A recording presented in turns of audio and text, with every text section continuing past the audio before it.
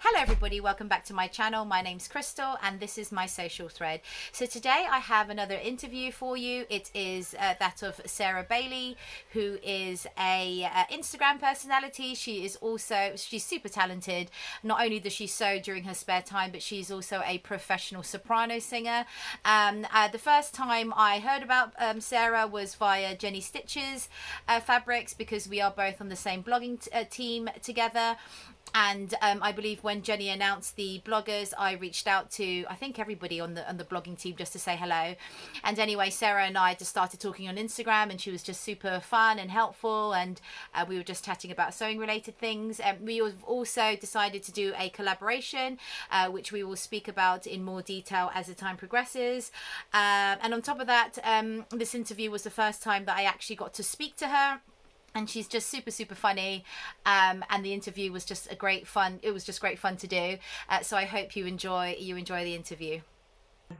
Welcome back, everybody. So today we're joined by Sarah Baillie of Super Bales on Instagram, where she has more than 1,000 followers. Sarah is also an opera singer, a sewist, and a model. Welcome, Sarah. How are you today? Hi, I'm great, thanks. How are you doing? Yeah, very well, thank you. So you're joining us all the way from Godalming in Surrey, like near Guildford, yeah. Lovely.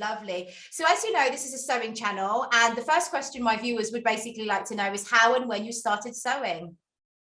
Okay, so I've actually not been sewing all that long. I started in September 2020, so I was one of the millions of lockdown sewists. And basically, we moved, and so we had space. So I had space for the setup, and I've sort of always wanted to learn. I just had a bit more time. So I just learned online, really. I think it was Sew Over It's it was Introduction to Sewing or something like that, one of their courses. And then everything else I just have done online. So yeah, very much self-taught. That's amazing, because when I first started, she didn't have those classes yet, Sew Over It. So I was just looking up her vlogs, and that sort of got me inspired and everything. So is that course quite good? Would you recommend it?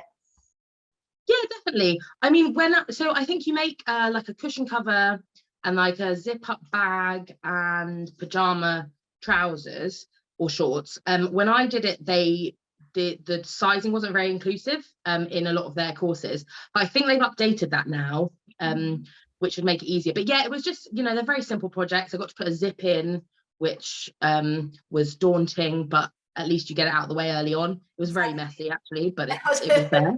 Are your zips better now? 2 years old? Yeah, they're a bit better. Yeah, I'd say a bit better. They're not perfect. No, but they have their moments, not gonna lie.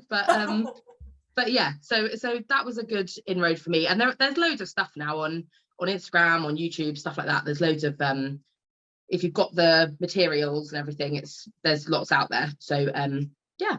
No, that is very true. There is so much out there. YouTube, yeah, like you say, lots to watch in order to learn how to do it. And you've enjoyed it since then, I assume.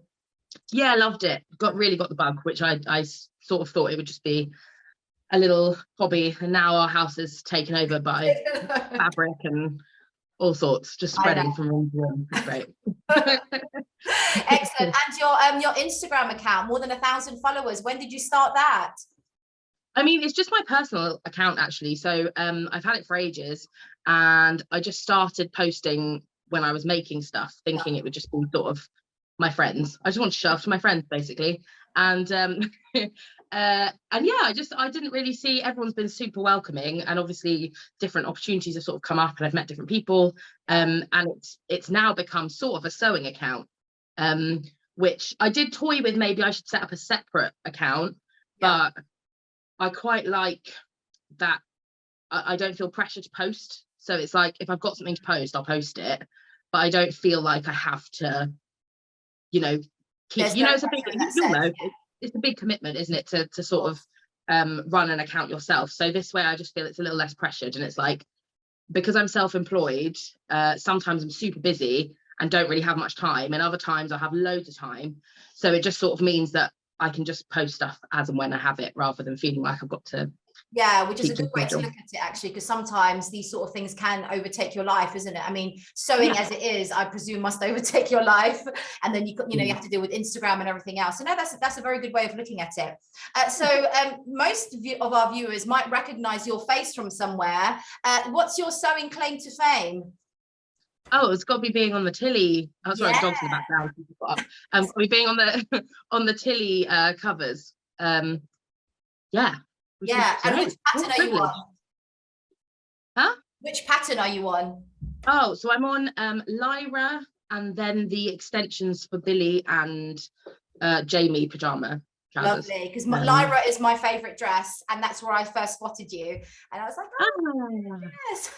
And oh yeah. how did you come about? Like, how did Tilly meet you? How did you contact Tilly, or what have you? How did that all It happen? was super random because at Oh, that point I really I'd been sewing maybe probably not even 6 months when they contacted me. So the photo shoot was in March last year, and they'd contacted me maybe a month or two before that. And I remember being like, what? I got this email, or they might have even contacted me through my singing website. I can't remember, but they contacted, and I was like, Tilly in the Buttons, what? And oh sorry, dog making weird noise in the background. And yeah, it was I was really like, is this real? Is this fake? Like, why would they want me? yeah. And yeah, I think they'd just seen me on Instagram and they liked that I was an opera singer. I thought they thought that was kind of Quite interesting. nice and And fun, yep. yeah, and then Great. it was in the photo shoot was still under sort of lockdown conditions. So there were actually only 3 of us, including me. So there was me, a photographer, and then Nikki, who works for Tilly, were there. And then obviously everyone else was sort of videoing in and stuff. So it was a different, I saw a video they did the other day of a Tilly photo shoot, and there were so many people there. And mine was just very chill. Yeah. Well, I guess Nice. I mean, I guess you're used to photographers now anyway, but was that better for you that there was fewer people at the shoot, or? Yeah, I definitely, because I think people assume because for my work I have to stand up in front of a lot of people. I think they think like, oh, you're just used to it, but it's very different to stand and sing and do something, be like you're judging me on my singing or you're judging me on the character or whatever. It's very different to just be like, oh, I'm just going to stand here. Of And course, no. so I was really nervous. And you know, I think I've spoken to a couple of other people who've done similar things, and they said you have this moment where you're like, oh, am I going to get there? And they're going to be like, oh, actually, I don't really want you. Do Oh, you know what I mean? no. You have this moment, you're like, what if you turn up? And they're like, oh no, Oh, sorry. no. Um, Not today, thank and you. yeah, I mean, that's not what happened, but there's that fear. But it was quite nice. I think either way it would have been great, but it was quite nice to keep it small because it meant I just could like focus on what I was doing. And yeah, it was a real privilege, and it's just Yeah. not something I had, you know, at that point I'd just done so little sewing that I was a bit like, oh, as if they've spotted me. And So also, yeah. Tilly is a huge name in the sewing industry. She's everywhere, which means your face is now everywhere. Yeah, it's funny, isn't it? It is funny. Yeah, obviously, and I think other things then obviously came from, because the Tilly patterns are so out there, it's like obviously other opportunities then come from that. And that it's all just something that I would not have foreseen when I posted, you know, like the cushion cover I made or whatever. I didn't sort of foresee it going in that direction, but I'll take it. And are you able Fine. to tell us about these other opportunities that have arisen, or not quite yet? I think I probably can. Yes. So there's various things, there's various blogs and things, but the latest was for a photo shoot for Hobbycraft. Ah, Um, lovely. so again, I mean, I won't go into crazy details, but although I think it's already launched what they're doing, which is they have like a made to measure pattern service. Do they? I Um, don't so know you put all your measurements in, and then you get the pattern adjusted to fit you.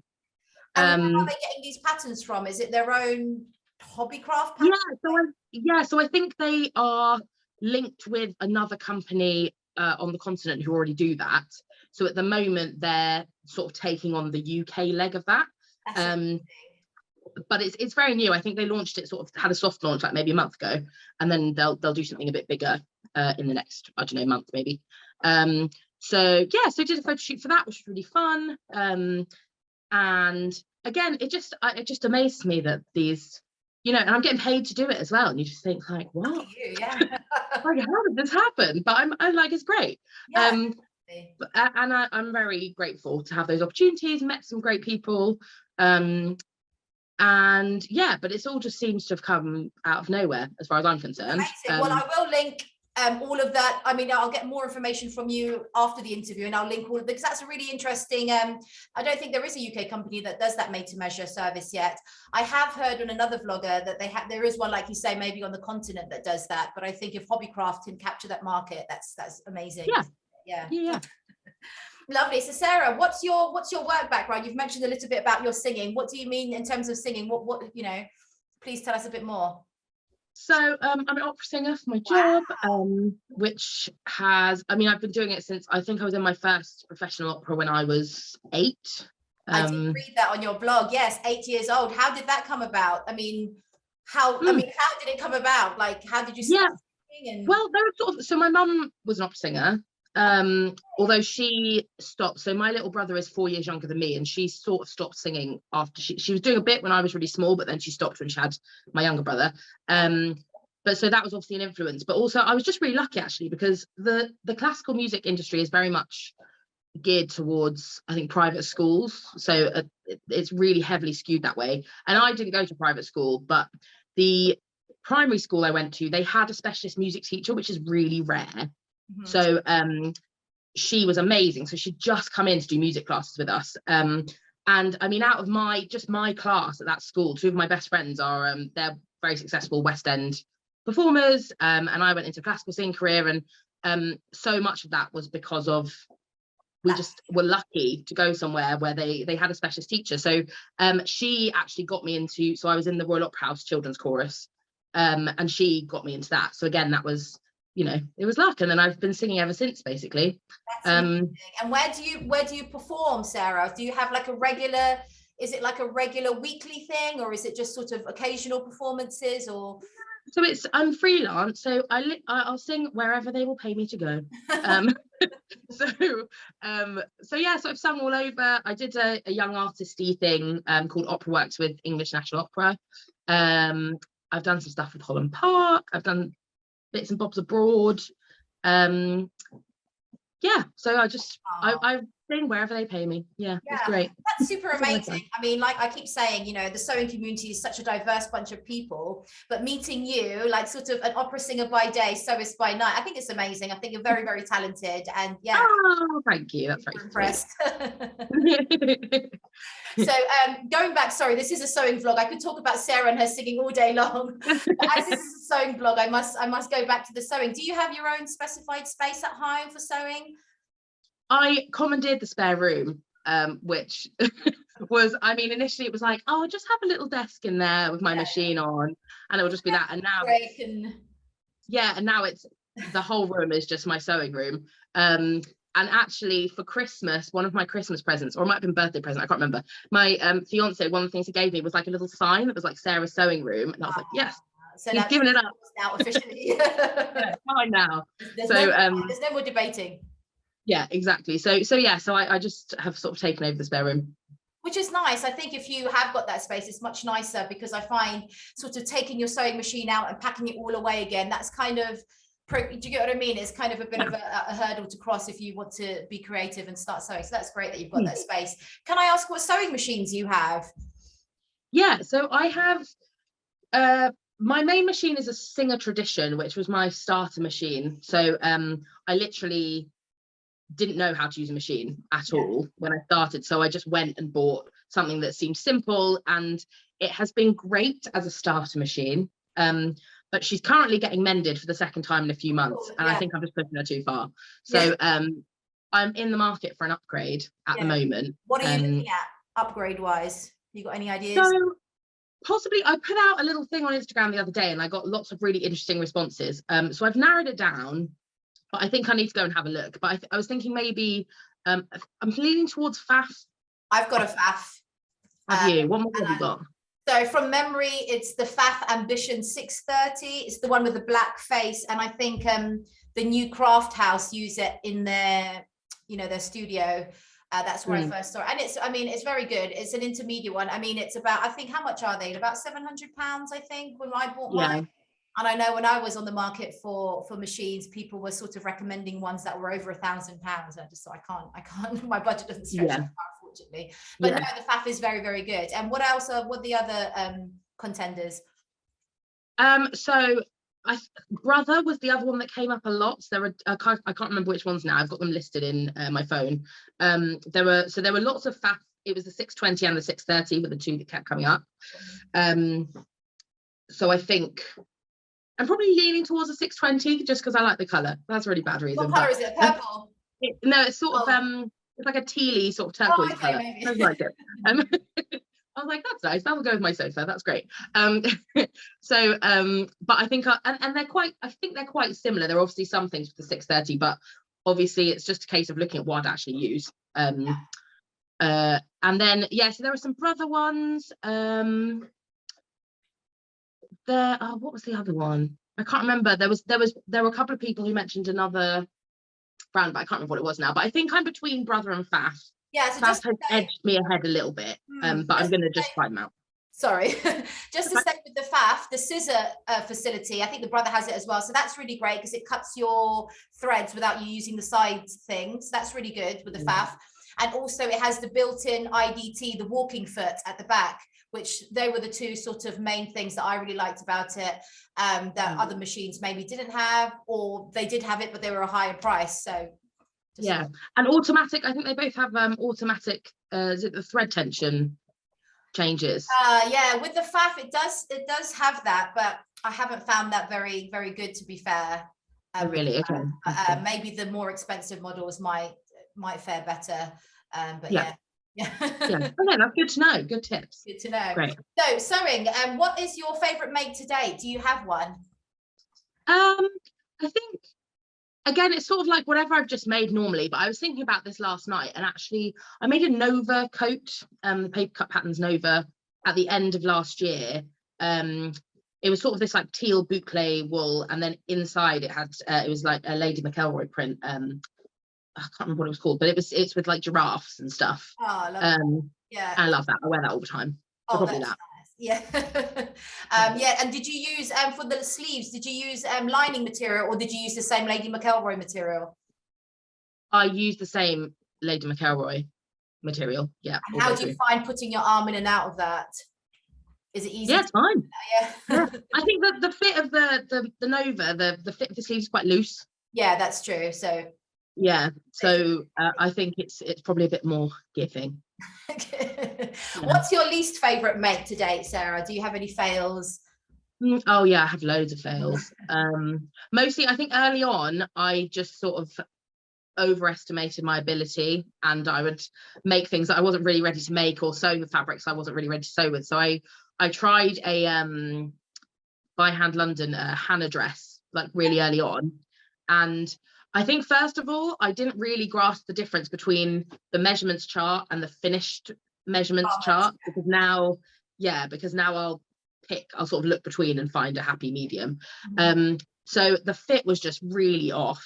And also I bodged it so much, like I don't know what I'd done. If I look at it, I just like bodged it together, and so it got to a point where it was going to be such a big job to fix it that I just had to say nah. The sleeves are really nice. I still have it in my wardrobe because the sleeves were on point. And I don't know what I'm thinking I'm going to do with them, but I just can't bear to get rid of them because the sleeves look so good. And is the Hannah the wrap dress? Is that the wrap dress, the Hannah one? Oh, lovely. So with regards to your patterns, are you a tracer or a cutter, Sarah? What do you prefer? I'm a cutter. I do trace if I have like a proper printed pattern rather than a copy shop one. If there's a bit that looks like the different sizes sort of cross over in a way that's a bit complicated, I might trace those pieces. Or if I have to adjust, if I think I'm going to have to adjust a lot, I might trace certain pieces so I can chop them up and not feel bad. But yeah, I just want to get to the sewing, so I'm like, chop it straight up. And Sarah, what's your favorite pattern today? Do you have one that you keep going back to? Funnily enough, mine is the Lyra. I love the Lyra. I love the Lyra. I do love the Lyra. I think I've made 2 or 3 Lyras, I think. Probably, but the one that I think I've done the most is Tamsin by Han London Tamsin. London, lovely. Is that the one with the pleats at the bottom? Yeah, I've actually got, this is a top version of it now. Amazing. So I didn't buy it for ages actually, because I just wasn't sure. And then I made one and I was like, this is the best pattern ever. And I've got about 5 now. But that's nice, isn't it? When you find a pattern that you like and it fits you well, you just think, well, why not? Just make the same one, different fabric. It looks different in different fabrics, doesn't it? So that's really nice. Exactly. Yeah. Excellent. And what's your when you buy fabric, what are you drawn towards? What kind of prints do you like? Oh, it's very eclectic mix. It was interesting because I was watching your interview with Jen. Yes. And she obviously said florals, and I looked through her Instagram and I was like, yeah, there's a very clear aesthetic. My aesthetic's quite chaotic, I think. I just love prints. So I've been trying to make myself buy plain fabrics recently so I can pair my prints with something. But I find it really hard because I just think like, oh, it's just boring. It's not. I think it looks great on other people, but I just can't make a decision. So I sort of I like animal prints, but not like leopard. I mean like actual, like an animal, like an animal, a whole animal on it, like a whole animal. Or also really lemons. Love lemons. I don't know. 5 different fabrics with lemons on, and I'm like, just calm down. You don't need any more. Oh, so have you got the Lady McElroy lemon fabric? Because they've got two. So you've got So lemons and whole animals, that's your vibe. And whole animals, yeah. But I mean, I have, if you look in my trunk that's full of fabric, I mean, it's a very eclectic mix. Just prints on prints. Yeah, I mean, I'm the same. I love florals. I do have plain fabrics, but I find with plain fabrics, you can see the sewing more. So you have to be a lot more precise, don't you? Whilst with prints, you can sort of hide where you kind of like gone off a bit on the sewing. So yeah exactly. What's your least favorite print, Sarah? What do you try to avoid? Probably the only one I could think of actually is like polka dots.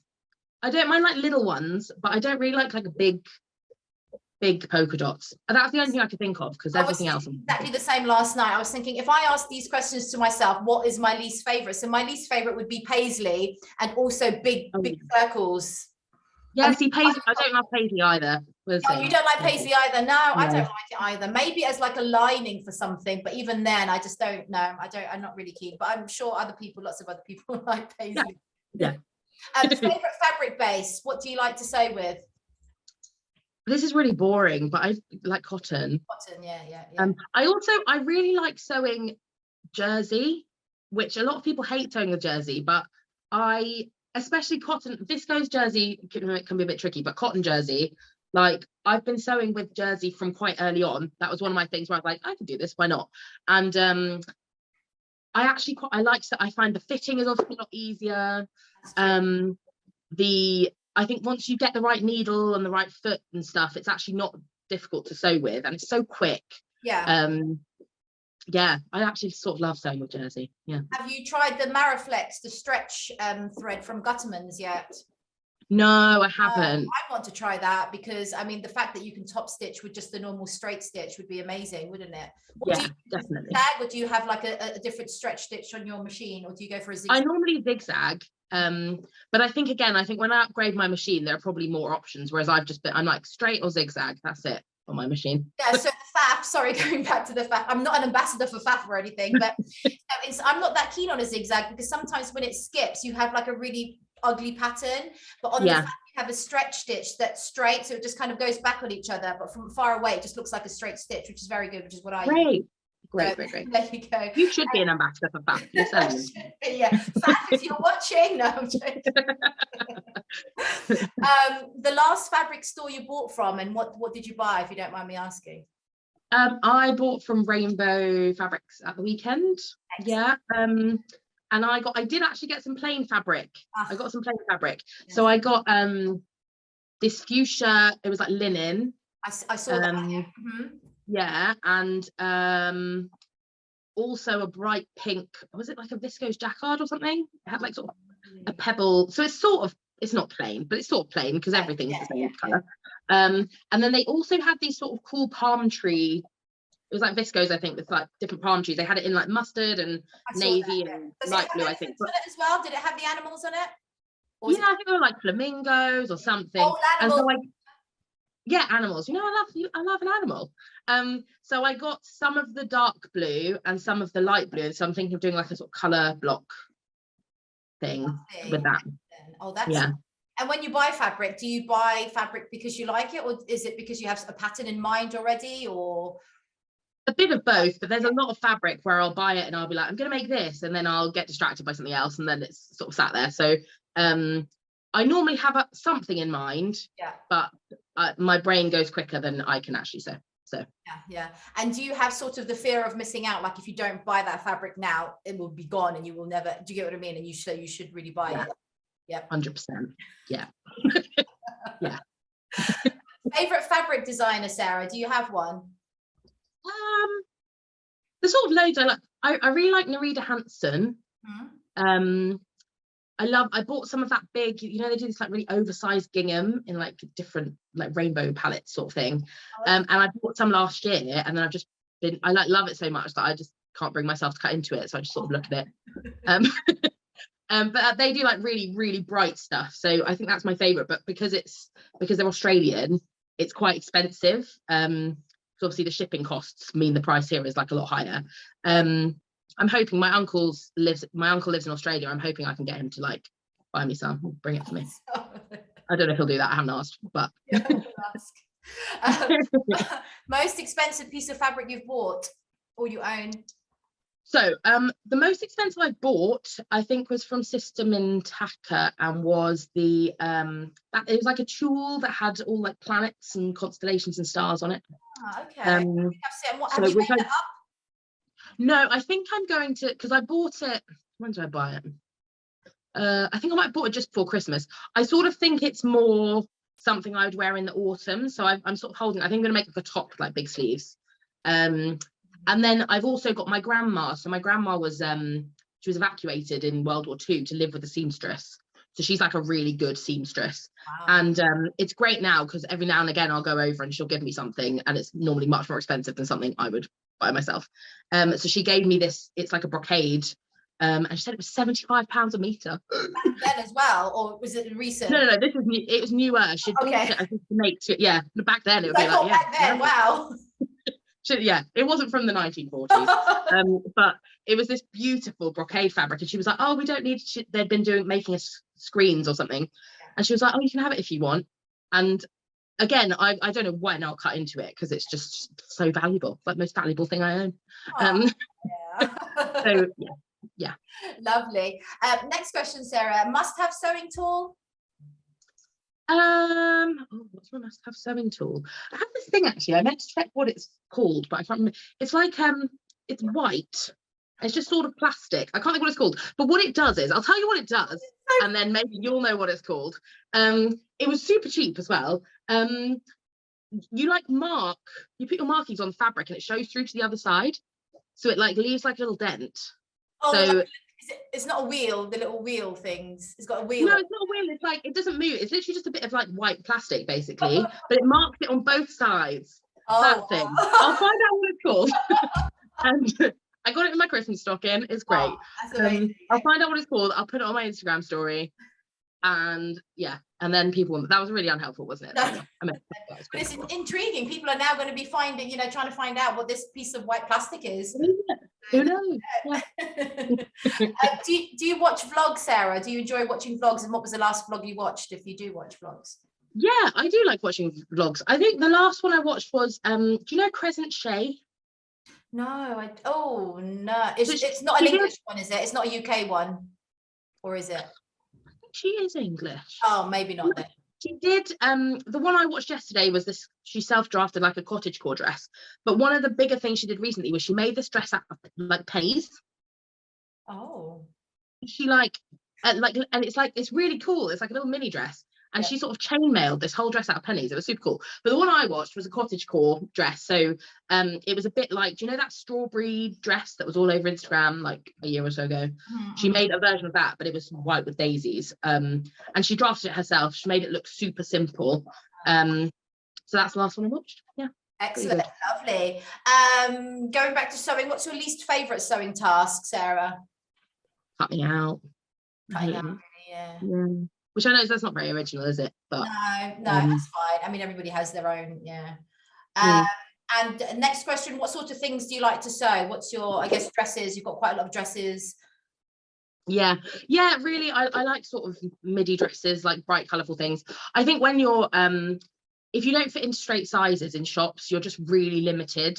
So because even often if they go up to certain sizes, they'll only have a very limited number in that size, so it's really hard to actually find things you really want to wear, and find things that are a bit different. So I like to sort of just make things in. I think that's why I like animal prints and like fruit prints and like random things, is because you don't have that much choice. Definitely. If you're shopping. So yeah, so I think probably midi dresses. I like a big sleeve. Very in. And are you starting to make separates as well, or do you like to just stick with dresses? I do like doing separates as well. I've made a few, and I think just practically I'm starting to look at so I'm singing in France this summer, and I want to sort of work out like a little capsule wardrobe, and obviously with separates that's a bit easier because you can mix and match your looks together. So I think I'll make do you know the Estella, which is paper cut pattern? By who? Paper cut. Okay, I mean I've heard of them, but I don't know, I can't visualize it.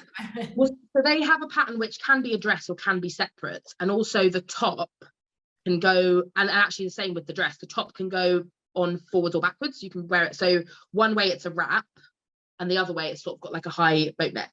Oh, that's really so and it's reversible. So I was thinking, because I was looking at it thinking I'll make the dress, and I was like, no, you've got a lot of dresses, so instead I'm going to make the separates of that, and obviously then you've got like multiple looks because the top's reversible. And also like if you make it in the same fabric, you could wear it as a dress, like like tuck it in and then wear it as separate. So that's really good. Excellent. What's on your cutting table at the moment, Sarah? Do you have anything on the go? So I'm just finishing off there's an all-cut dress that I'm doing for Jenny's blog, so I'm just waiting for my machine to come back, so that'll be quite quick to come together. And then it's the Estella's the next one, so which is the paper. To my viewers, I will try and link all the patterns Jenny Sarah's talking about, and I'll have it all linked down in the description, because you've suggested some interesting ones, which some of them I don't know actually, so that'd be quite interesting to have a look at. Next question, have you learned anything new recently, sewing wise or life in general? I've just started learning how to do hand embroidery. Which so I'm getting married next year, and I'm thinking I'm not making my main dress, but I'm going to make like a party dress. Lovely. And just because I don't like to keep things simple, I haven't been able to find fabric that's quite what I want, so I've been thinking maybe I'll embroider some fabric myself, but I can't embroider, so that's what I've been learning to do. You've got a year to learn, and ages. I was like, ages, it's gonna be fine. So I bought like a little kit, and I was like, I'll just try, and if it's messy, then I'll just be like, okay, no, just get over it and buy something. But I thought if I like it, that sort of thing as well, I can sort of take with me, because sewing itself I don't find with my machine is not very mobile, but something like that I can take with me and just sort of do as and when. So I started it just last week and really enjoyed it, so so I'm going to definitely explore that a bit more, I think, over the next few weeks, and then if it's something that I like, then I'll do that. Excellent, lovely. So talking about you just mentioned the output for Jenny, who else do you blog for? Because you're a Minerva Craft ambassador as well.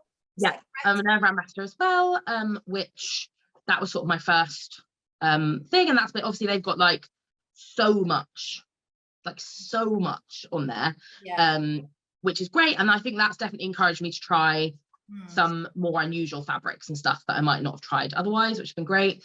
And then with Jenny Stitches, you're part of that team as well. Yes. So which is great as well, because she's got such a nice selection on there, and it's a really fun team. And I sort of started off being like, I might have a blog myself, but again it's sort of like with the social media stuff, I just feel like you've got to be ready to post. It can be all consuming if you let it be, I think. Just going back to your Minerva Craft job post, whatever you would call it. How did you apply for that, and what's the deal that you have with them, if you don't mind me asking? Yeah, so it was literally, they did a post, I think, so on their website, I don't know if you've seen, they've got a sort of like almost their own social media feed.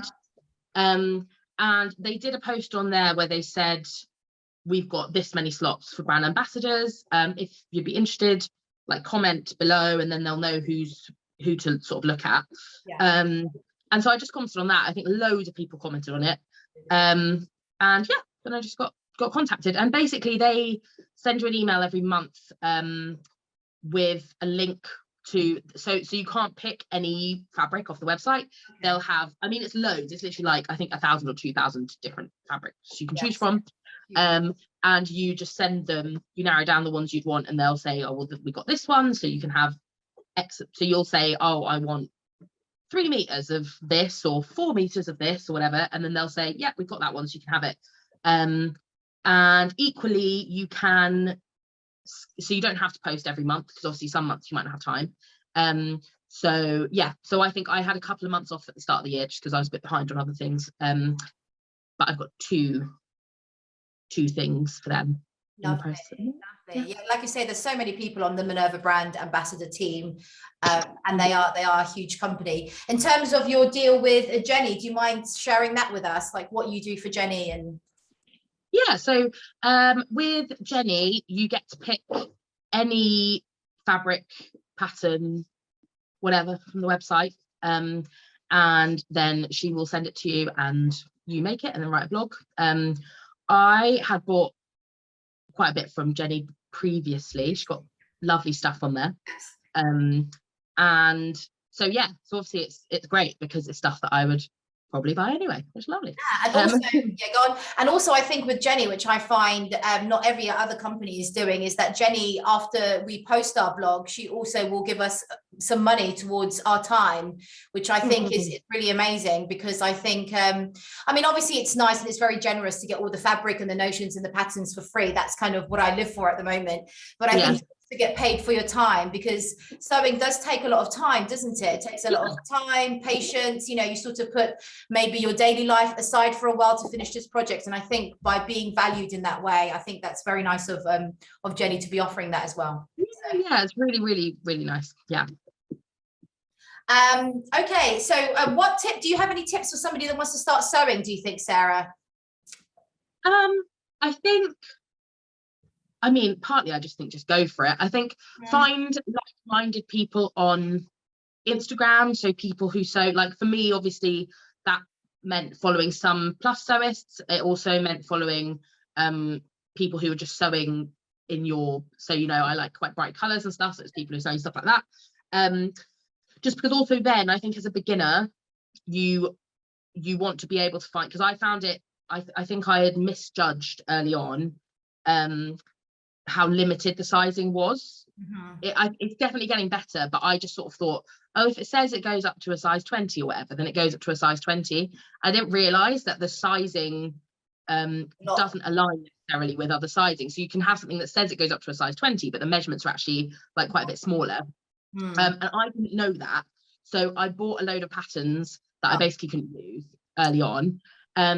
Whereas I think if I'd found certain accounts to follow, I would have known what would be appropriate. So obviously you want something that's easy, but also I think you just want something that fits when you're starting off, don't you? Of course. Just quickly then, what are your go-to pattern houses for, you know, sizes and stuff, or exclusive inclusive sizing ranges? Yeah.